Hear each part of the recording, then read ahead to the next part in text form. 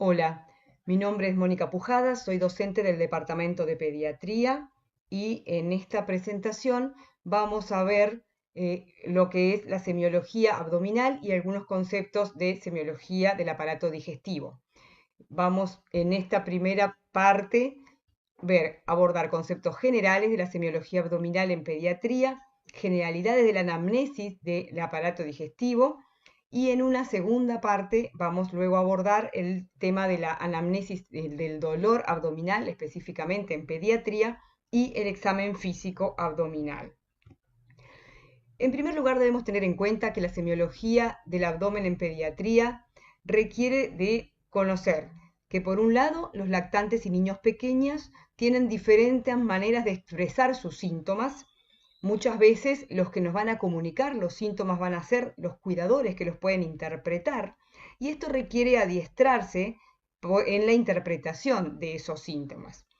Otros elementos a tener en cuenta es que el llanto, que es una de las formas de expresión de lactantes y niños pequeños, a su vez también provoca una contractura de la pared abdominal, lo que va a condicionar muchas veces nuestro examen físico. Cuando vamos a hacer semiología, tanto para la anamnesis como para el examen físico abdominal en pediatría, tenemos que tener en cuenta que debemos contar con un ambiente tranquilo, una temperatura adecuada de ese ambiente, las manos del examinador también, deben lavarse las manos quien vaya a examinar un niño siempre y lograr la cooperación del niño, de sus cuidadores y contar con una iluminación adecuada. También tenemos que tener en cuenta que no es igual la forma del abdomen de un niño que de un adulto. La forma del abdomen y los órganos van cambiando con la edad en su posición. Y también debemos saber que hasta los 4 años aproximadamente es habitual que el abdomen de un niño sea más prominente porque hay una hipotonía de la pared abdominal y mayor volumen relativo de los órganos sólidos, básicamente del hígado y del vaso. Cuando vamos a hacer la semiología del aparato digestivo, tenemos que tener en cuenta que vamos, por un lado, a hacer anamnesis a los cuidadores, la mamá, el papá o quien esté a cargo del niño, pero también a los niños cuando puedan comprendernos, cuando nos puedan expresar sus síntomas y signos, y a los adolescentes. Siempre tenemos que tener en cuenta al niño y al adolescente mientras hacemos el anamnesis y el examen físico. Los síntomas digestivos son muy frecuentes en pediatría, pero también pueden ser muy inespecíficos, pudiendo corresponder a varios tipos de afecciones, tanto funcional como orgánicas, y de una gama muy amplia de severidad. Puede corresponder a trastornos de distinto origen y también hay que tener en cuenta que pueden manifestarse a través de un síntoma digestivo, problemas tanto del aparato digestivo como de fuera de él. Vamos a ver cuáles pueden ser entonces, a través de la anamnesis del aparato digestivo, algunos de esos síntomas que tenemos que necesariamente saber preguntar e indagar para poder conocer cuál es la afección del paciente. Tenemos acá, como ustedes pueden ver en esta lista, varios síntomas que vamos a ir describiendo en qué consisten, tanto vómitos, regurgitación, los trastornos para tragar, disfagia, afagia, el dolor en la garganta, odinofagia, cialorrea, que es la producción de saliva, pirosis, sangrado digestivo, el dolor abdominal, que dado su importancia lo vamos a considerar en la próxima clase, diarrea, estreñimiento, ictericia y elementos de falla hepática. Todos estos son elementos que debemos preguntar dentro de la anamnesis del aparato digestivo. Ustedes más adelante, cuando en el curso estén abordando las patologías en pediatría, van a poder profundizar en cada uno de estos síntomas y signos. Repasemos ahora entonces a qué nos referimos cuando hablamos de vómito. El vómito es la expulsión del contenido gástrico precedido de esfuerzo y náuseas generado por el antiperistaltismo gastrointestinal. Y debemos diferenciarlo de la regurgitación, que es la situación en la que tenemos retorno a la boca de contenido gástrico o esofágico, pero sin esfuerzo de vómito. ¿Qué debemos preguntar frente a un paciente que presenta vómitos o regurgitación. Tenemos que preguntar en las circunstancias de aparición espontánea o, por ejemplo, vomita luego de un acceso de tos o luego de una alimentación. La frecuencia, ¿son esporádicos o son permanentes o se han hecho cada vez más frecuentes y ha cambiado esa frecuencia? ¿Son espontáneos o provocados? ¿Son postprandiales inmediatos o tardíos? Quiere decir que vomita el niño enseguida que come o bastante rato después de comer. ¿Tienen alguna prevalencia en algún momento del día? ¿Son de día, de noche que vomitan? ¿Tienen contenido líquido o tienen elementos sólidos, bilis, sangre, un vómito mucoso? ¿Cuál es el color de ese vómito? Tenemos que saber que en semiología, cuando hablamos de un vómito porráceo, nos referimos a un color verde amarronado, que característicamente son vómitos que evocan a la oclusión intestinal y que están compuestos por componentes de contenido de intestino delgado.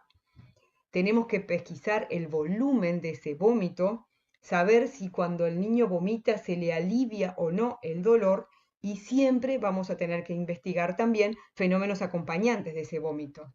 Se presenta además con fiebre, con dolor, en especial dolor abdominal, con repercusión hidroelectrolítica, con elementos de deshidratación, con elementos de deshidratación y repercusión además general. Esto también lo vamos a ir viendo en la medida que veamos más adelante las diferentes patologías, por ejemplo, la gastroenteritis con diarrea y sus repercusiones. También tenemos que conocer otros síntomas como son la disfagia, que es la dificultad en la deglución, específicamente en el tercer tiempo de la deglución, que es el tiempo esofágico involuntario. También tenemos que preguntar si hay afagia, que es la sensación de detención de los alimentos. Odinofagia se refiere a deglución dolorosa, básicamente dolor de la faringe, dolor de la garganta. Cialorrea es el flujo excesivo de saliva en la boca, que puede ser porque hay una producción excesiva de esa saliva o por imposibilidad de tragarla. Hablamos de pirosis cuando hay sensación de ardor retroesternal. Esto puede exacerbarse cuando el paciente se agacha o ante el decúbito, alimentos, medicamentos. Y luego tenemos que saber preguntar elementos de hemorragia digestiva y a qué nos referimos con los diferentes términos. En primer lugar, hablamos de hematemesis cuando hay un vómito de sangre procedente del tubo digestivo y debe diferenciarse de hemoptisis. La diferencia con la hemoptisis, que es el sangrado pero procedente del aparato respiratorio, habitualmente se diferencia de la hematemesis, la hemoptisis, porque en general, cuando hay sangrado del aparato respiratorio, hay un acceso de tos o previamente hay como un cosquilleo, esa tos, ese vómito digamos, de esa expulsión de sangre habitualmente tiene componente como de burbujas, es más sangre roja rutilante, a diferencia de la hematemesis. Cuando hablamos de la presencia de melenas, se llama melena a la expulsión de materias negras, en general se dice que negras como alquitrán, que corresponden a sangre evacuada a la luz del tubo digestivo, habitualmente por encima del ángulo de Treitz, por eso decimos que son signos de sangre que ya está digerida y modificada por la acción bacteriana, y en general corresponde a una hemorragia digestiva alta. Hablamos de enterorragia cuando hay expulsión de sangre roja por el ano, mezclada y o recubriendo, digamos, la materia. Y rectorragia es la expulsión de sangre roja que precede o prosigue a la defecación, pero sin mezclarse con la materia fecal y que nos localiza esa lesión sangrante a nivel del recto. ¿Qué otros síntomas y signos tenemos que conocer? Bueno, ¿qué es la diarrea? La diarrea es uno de los signos más frecuentes, de los síntomas más frecuentes en pediatría. Se llama diarrea a la disminución de la consistencia de las heces, en general acompañada del aumento de la frecuencia, y también a una pérdida excesiva de agua y electrolitos por la materia fecal. Clásicamente, y según la OMS, se considera diarrea a las deposiciones líquidas o semilíquidas y frecuentes, hablando de esa frecuencia de 3 o más deposiciones en 24 horas, y también cuando se acompaña de elementos como sangre, moco, pus, lienteria o esteatorrea. Lienteria quiere decir que reconocemos alimentos prácticamente sin digerir en lo que es la materia fecal, y esteatorrea es la presencia como de gotas de grasa en la materia fecal. Esto es el síntoma diarrea. La enfermedad que más frecuentemente genera, digamos, de diarrea es la gastroenteritis. ¿Qué tenemos que interrogar de la diarrea? La aparición, las circunstancias de aparición, la cronología y evolución. ¿Es una diarrea aguda? ¿Es una diarrea subaguda? ¿Es una diarrea crónica? ¿Cuántos días hace entonces que se presenta este síntoma? Dolor, y si a su vez ese dolor varía con la expulsión de las deposiciones. Fiebre, características de esa fiebre. Si además de diarrea se acompaña de vómitos y cómo son esos vómitos. La alimentación es fundamental en el lactante, en especial el lactante pequeño. Muchas veces condiciona la aparición de alteraciones en las deposiciones, y por otro lado debemos conocer cuáles son las deposiciones normales de un lactante, de un recién nacido. Por ejemplo, si está alimentado a pecho, en general puede tener heces líquidas y son normales, y puede tener heces frecuentes, varias por día, y estar también dentro de lo normal y no constituir una diarrea. Esta diferencia es fundamental para no equivocarnos y tomar medidas que no sean adecuadas tratando una diarrea cuando no lo es. Y siempre además, cuando hay una diarrea, debemos pesquisar si hay síntomas y signos de deshidratación, de acidosis, de shock, y cuáles son las medidas que se han adoptado. Por otra parte, tenemos que saber qué es el estreñimiento o constipación. Se define como la retención de materias fecales, la disminución en el número y consistencia, y el estreñimiento en particular se refiere también a la dificultad en la defecación. En el próximo módulo vamos a abordar entonces el dolor abdominal y el examen físico del abdomen. Y como les decimos, cuando estemos abordando más adelante las patologías, vamos a poder profundizar en estos temas. Muchas gracias y nos vemos en el próximo módulo.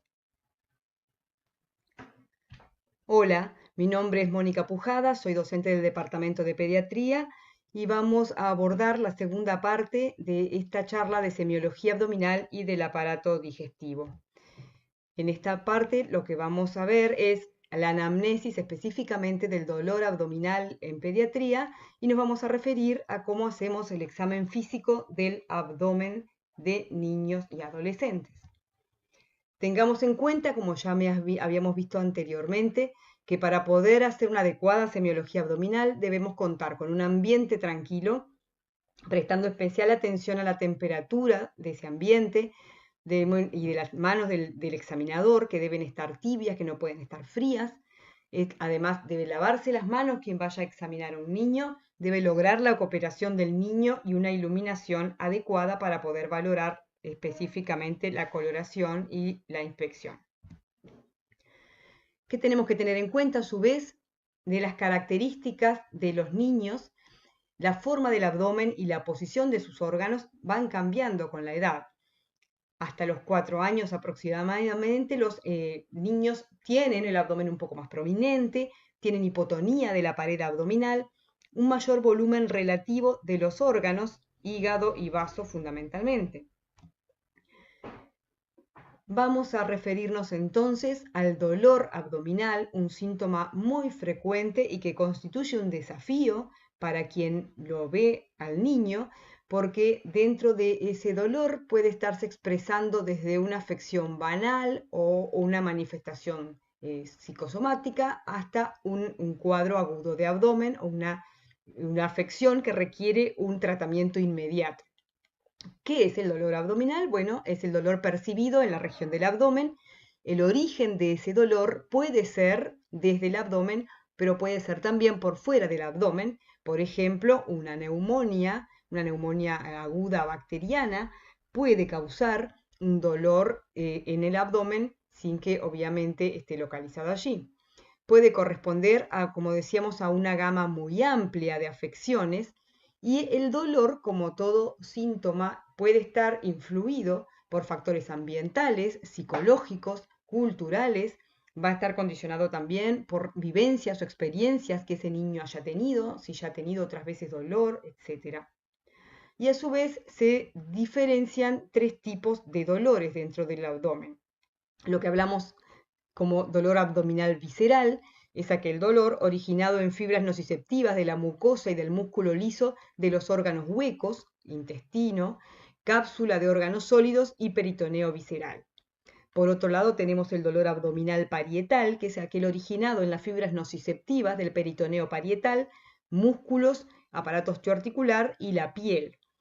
Y finalmente tenemos lo que llamamos dolor abdominal referido, porque es un dolor generado fuera del abdomen, pero que tiene un área de proyección compartida. Aquí estaríamos, por ejemplo, refiriéndonos al ejemplo anterior de la neumonía.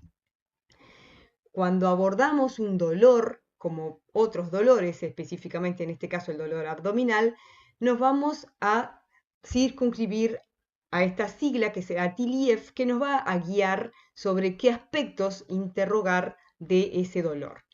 La A es la circunstancia de aparición, cuándo surge ese dolor, qué relación tiene, por ejemplo, con la alimentación. Hay fenómenos de estrés que lo están en su aparición, pueden estar involucrados, etc.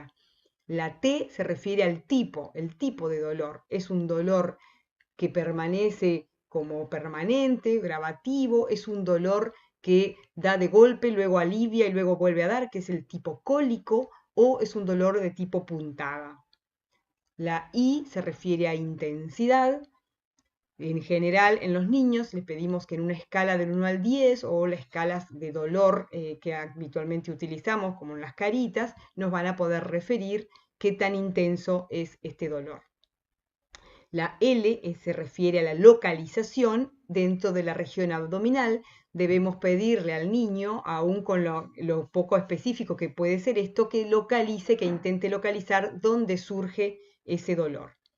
La segunda I se refiere a irradiación. Ese dolor queda localizado o se irradia dentro del abdomen o a otras zonas, que pueden ser el hombro, puede ser el dorso o puede ser a un dolor al miembro inferior.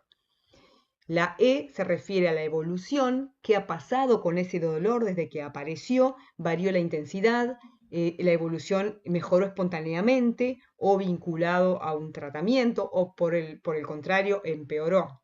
Y finalmente la F se refiere a los fenómenos acompañantes a ese dolor.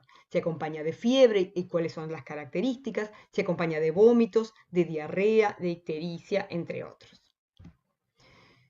Vamos a pasar a abordar el tema del examen físico abdominal, con las características que ya vimos de las condiciones fundamentales que debemos tener para poder llevar a cabo el examen físico abdominal.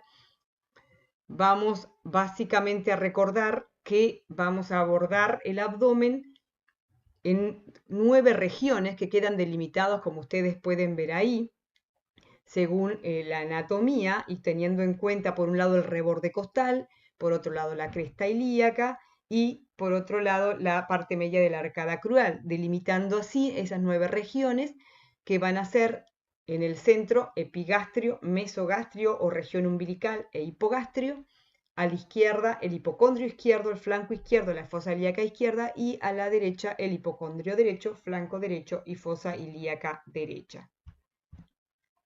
Recordemos que vamos en general dentro del examen físico abdominal a tener que hacer varios aspectos: la inspección, la palpación, la percusión, la auscultación, no olvidando las fosas lumbares, que también constan de inspección y palpación y que ustedes la van a ver en otro módulo cuando hablemos de aparato urinario. Y por otro lado, consideraciones sobre el tacto rectal.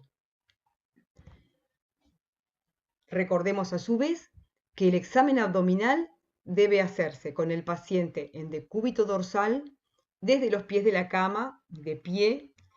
Para hacerlo adecuadamente, el examinador debe estar a la derecha del paciente en general, sobre todo cuando va a ser la palpación. Vamos dentro de lo que es la inspección, entonces, como decíamos, ver esos dos aspectos. Por un lado, si el niño tiene, digamos, asimetrías o alteraciones que se pueden ver desde los pies de la cama. También vamos a ver la forma de ese abdomen y en general por eso también es importante examinarlo de pie. Vamos a apreciar la piel. ¿Qué color tiene esa piel? ¿Tiene cicatrices? ¿Tiene lesiones que pueden ser de varios tipos? Erupciones, cuando se acompañen de un dolor abdominal que, por ejemplo, puede corresponder o acompañar un exantema viral. Puede haber lesiones hemorragíparas, como por ejemplo cuando hay una falla hepática. Puede haber cicatrices umbilicales anormales. En los recién nacidos puede estar presente el cordón umbilical y tenemos que también consignar sus características. Tenemos que ver qué tipo de abdomen tiene el niño. ¿Es un abdomen plano? ¿Es un abdomen excavado o está distendido? Tenemos que ver si es simétrico o tiene asimetrías. No olvidarnos de inspeccionar las zonas herniarias, inguinales, umbilicales, la zona de lo que es la línea blanca o la línea media y la diastasis de los rectos, que como ustedes ven en la imagen, consiste en como una prominencia por arriba del ombligo y que es muy frecuente en los lactantes y habitualmente se va corrigiendo en la medida que con el crecimiento, con el desarrollo del niño y cuando empieza a caminar, se endurece la pared abdominal y espontáneamente esos rectos pueden como ir corrigiendo esa diastasis. Tenemos que ver si se constata peristaltismo y cuáles son sus características. También la presencia de vello pubiano, que según las edades va a tener que constatarse si está dentro de lo normal o no. Y aunque se trate de la inspección del abdomen, también vamos a poder ver si la pared abdominal se mueve con la respiración, analizando la modalidad respiratoria. Eso en cuanto a lo que hace a la inspección estática. Tenemos también la maniobra de inspección dinámica, que consiste en pedirle al niño que hunda, se ponga flaco o distienda el abdomen, y en eso evaluamos si ese movimiento le genera un dolor espontáneo. Y también vamos a apreciar maniobras que aumenten la tensión abdominal pidiéndole, por ejemplo, que tosa. Vamos a pasar a la palpación, recalcando siempre las condiciones adecuadas si es que queremos lograr buenos datos de nuestro examen físico, en decúbito dorsal, con las rodillas levemente flexionadas, deseablemente, como decíamos, el examinador sentado a la derecha del paciente. El niño tiene que tener el abdomen descubierto y en general clásicamente lo hacemos en sentido antihorario y yendo a región por región, pero también vamos a ir tratando de dejar, por ejemplo, la zona espontáneamente referida como de mayor dolor, dejarla para el final y comenzar a palpar la zona de menos dolor. La palpación consta de dos partes, la palpación superficial y la palpación profunda. En la palpación superficial se apoya la palma de la mano sobre el abdomen, palpando con los pulpejos y realizando movimientos de flexo-extensión suaves. Como decíamos, en general de preferencia dejamos la zona presumiblemente dolorosa para el final. Yendo a la palpación profunda, la vamos a hacer siguiendo la misma trayectoria que la palpación superficial y el objetivo fundamental de esta etapa es el reconocimiento de vísceras y en caso de visceromegalias o tumoraciones poder consignar estos aspectos que ustedes ven aquí y que los caracterizamos con la mnemotecnia Silitafor subcomoresen. Primero vamos a analizar la situación de esa tumoración, en qué parte anatómica la encontramos situada. Vamos a ver los límites, si son netos o son difusos. Vamos a ver el tamaño, en general cuantificando en centímetros. Vamos a determinar la forma, es rugosa, es lisa, es irregular, la superficie. Vamos a ver la consistencia, si es blanda, si es dura, si es pétrea, si parece líquida. Vamos a ver la movilidad. Básicamente es fundamental además poder hacer la disquisición entre si es parietal o si es por debajo de la pared. Vamos a ver las relaciones que tiene esa tumoración y vamos a ver si presenta dolor, la palpación, si tiene sensibilidad. Recordemos entonces, es fundamental de toda tumoración poder determinar si es parietal o está por debajo de la pared. También dentro de lo que es la palpación incluimos las regiones inguinales y dentro de ello vamos a ver los orificios herniarios. Podemos palpar en las fosas, en lo que son las hernias, en las zonas herniarias, ganglios. Podemos en la región inguinal palpar los pulsos femorales, que también, aunque obviamente forma parte del aparato cardiovascular, pero que es fundamental hacerlo. Y también vamos a determinar si hay hernias. Y también fundamental el examen genitourinario haciendo la inspección anoperineal. Es de destacar que en los niños el tacto rectal se reserva para los casos en que esté justificado por la historia clínica. Pasamos luego a la percusión, que debe ser suave, y su objetivo fundamental es determinar, por ejemplo, la altura hepática, dónde está el borde superior hepático y dónde está el borde inferior, el espacio de Traube, que habitualmente debe ser timpánico, valorar esa sonoridad y puede constatarse la matidez en las zonas de vísceras macizas y por lo tanto cuantificar también el tamaño y valorar en caso de que haya líquido peritoneal, ascitis, la cantidad y la extensión de esa ascitis. Finalmente, la última etapa es la auscultación, que habitualmente tenemos que saber que hay ruidos peristálticos normales, borborigmos, que pueden ser aproximadamente de hasta 3 por minuto, pueden estar aumentados en tonalidad y frecuencia en la oclusión intestinal mecánica y en general aumenta el timbre, se llama timbre metálico. En la diarrea los ruidos abdominales son más frecuentes y la disminución en general nos evoca a el ilio funcional o a peritonitis. En suma, recordemos, las características del abdomen de lactantes y niños, que son peculiares y que son diferentes del adulto, la importancia de poder llevar a cabo una adecuada anamnesis y de interpretar adecuadamente esos síntomas y signos. Recordemos que el dolor abdominal es un síntoma muy frecuente en pediatría y que es todo un desafío. Recordemos que es necesario examinar en condiciones adecuadas a un niño para poder hacer una adecuada exploración y que siempre debemos tener en cuenta tanto al niño como a su cuidador. En el transcurso del resto del curso, cuando veamos las patologías, seguiremos profundizando en la semiología. Y recordemos que, como siempre, cuanto más practiquemos, más vamos a aprender y poder abordar este desafío que es el poder hacer la semiología del abdomen en los niños. Muchas gracias. Quedo abierto a las preguntas que ustedes deseen hacer.